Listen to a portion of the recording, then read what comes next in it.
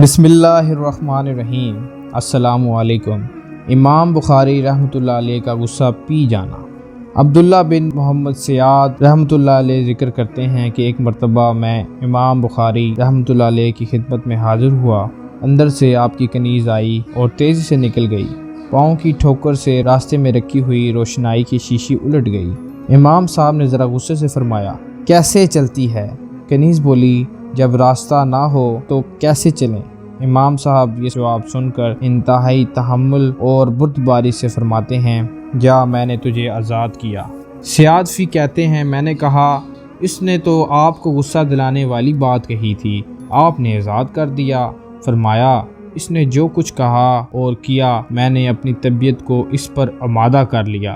حدیث شریف میں آیا ہے، اے ابن آدم، جب تجھے غصہ آئے تو اسے پی جا، جب مجھے تجھ پر غصہ آئے گا تو میں پی جاؤں گا۔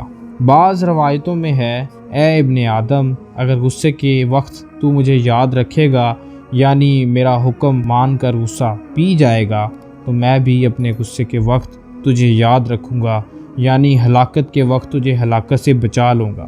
سبحان اللہ۔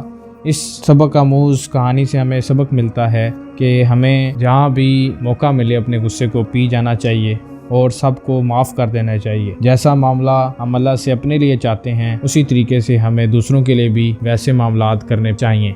جزاک اللہ۔